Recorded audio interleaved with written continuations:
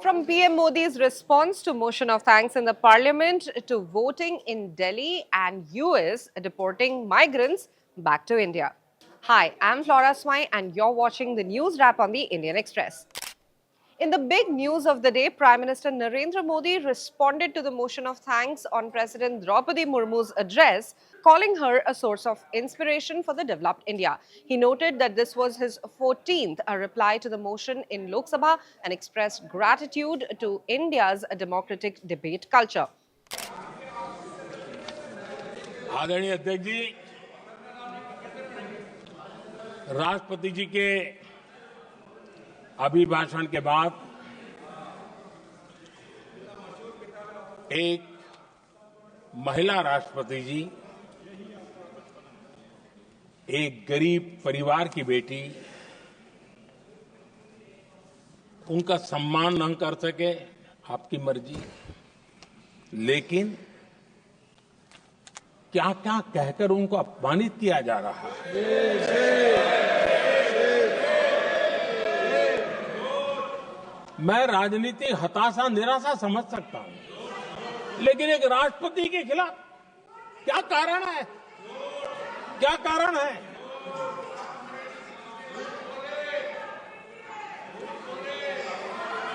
आदरणीय अध्यक्ष जी, आज भारत इस प्रकार की विकृत मानसिकता को छोड़ करके, उस सोच को छोड़ करके विमेन लेड डेवलपमेंट के मंत्र को लेकर के आगे बढ़ रहा है।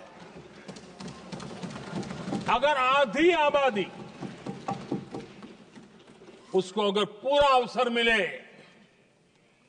तो भारत 2 गुनी रफ्तार से आगे बढ़ सकता है, और ये मेरा विश्वास है। 25 साल से इस क्षेत्र में काम करने के बाद मेरा विश्वास और दृढ़ हुआ है। आदरणीय अध्यक्ष जी, पिछले 10 साल में सेल्फ हेल्प ग्रुप्स अब तक 10 करोड़ नई महिलाएं एसएचजी में जुड़ी है, और ये महिलाएं वंचित परिवारों से, ग्रामीण बैकग्राउंड से, समाज के अंतिम पायदान पर बैठी इन महिलाओं का सामर्थ्य बढ़ा, उनका सामाजिक स्तर भी ऊपर उठा, और सरकार ने इनकी मदद 20 लाख रुपए तक बढ़ा दी है, ताकि वो इस काम को आगे बढ़ा सके। उनकी कार्यक्षमता बढ़े, उसका स्केल बढ़े, उस दिशा में हम प्रयास कर रहे हैं, और उसका आज ग्रामीण अर्थव्यवस्था पर बहुत ही सकारात्मक प्रभाव हो रहा है। आदरणीय अध्यक्ष जी, राष्ट्रपति जी ने अपने अभिभाषण में लखपति दीदी अभियान की चर्चा की है। हमारी नई सरकार तीसरी बार बनने के बाद अब तक जो जानकारियां रजिस्टर हुई है, उस हिसाब से 50 लाख से ज्यादा लखपति दीदी की जानकारी हम तक पहुंची है, और जब से मैंने इस योजना को आगे बढ़ाया है, अब तक करीब करीब 1.25 करोड़ महिलाएं लखपति दीदी बनी हैं, और हमारा लक्ष्य है कि हम 3 करोड़ महिलाओं को लखपति दीदी बनाएंगे, और इसके लिए आर्थिक कार्यक्रमों का बल दिया जाएगा। The high energy campaign for Delhi Assembly elections concluded on Monday with Aam Aadmi Party, the BJP and Congress are making their final pitches through poll promises and welfare schemes. The 70 constituencies in the capital will go to polls on Wednesday, with the results set for the 8th of February. Aam Aadmi Party is eyeing a 3rd consecutive term, while BJP aims for a comeback after 27 years. Congress, once dominant in Delhi, hopes to reclaim lost ground. In the lead up to voting, all 3 parties aggressively announced series of electoral incentives to woo voters. Amidst all this, Aam Aadmi Party accused the Election Commission and Delhi Police of colluding with the BJP to manipulate the ongoing Delhi elections. अभी हम चुनाव आयोग से मिलके आ रहे हैं और उन्होंने हमें बताया कि नॉर्मली चुनाव आयोग साइलेंट पीरियड में मिलता नहीं है। उन्होंने एक्सेप्शन करके आज हमसे मिले। हम चुनाव आयोग का शुक्रिया अदा करते हैं। उनको हमने चुनाव आयोग को कई सारे ऐसे मामले बताए जहां जिसकी वजह से जगह जगह हिंसा हो रही है, गुंडागर्दी हो रही है, कैसे दिल्ली पुलिस का इस्तेमाल करके गुंडागर्दी करवाई जा रही है। कई सारे इंसिडेंट्स बताए।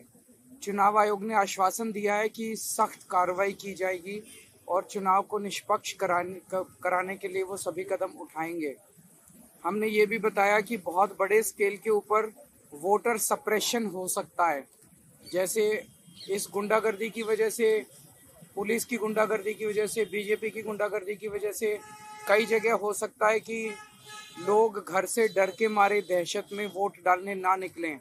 तो चुनाव आयोग ने कहा है कि वो सुनिश्चित करेंगे कि लोग घर से निकल सकें।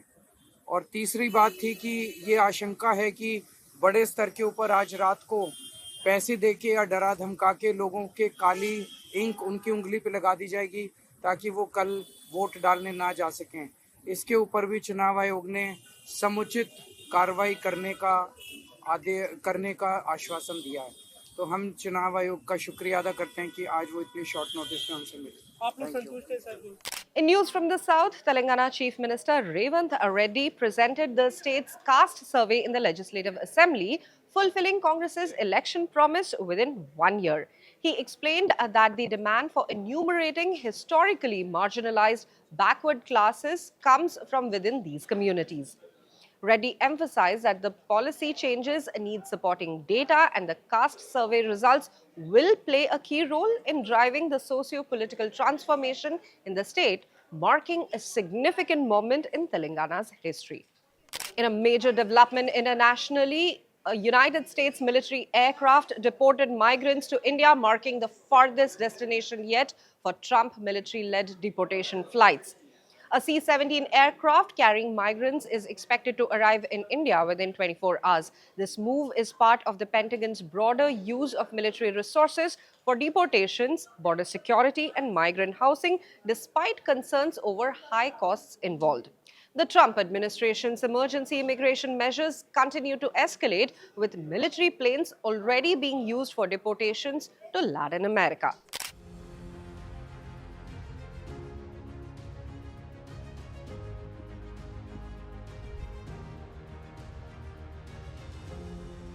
A US military plane is deporting migrants to India, a US official said on Monday, the farthest destination of the Trump administration's military transport flights for migrants.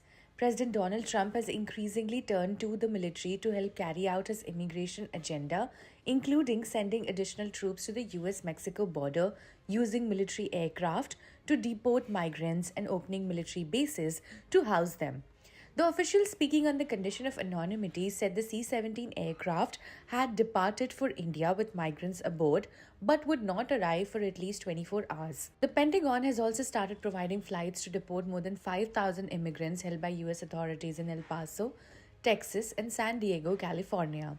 So far, military aircraft have flown migrants to Guatemala, Peru, and Honduras.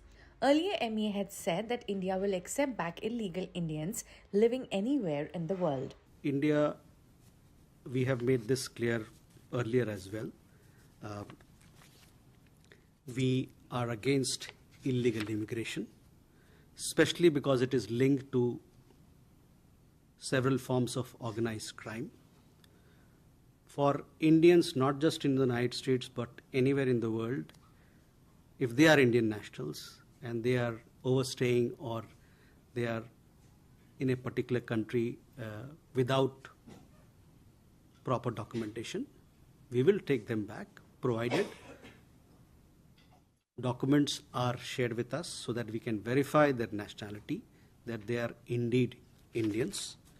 If that happens to be the case, then we will take things forward.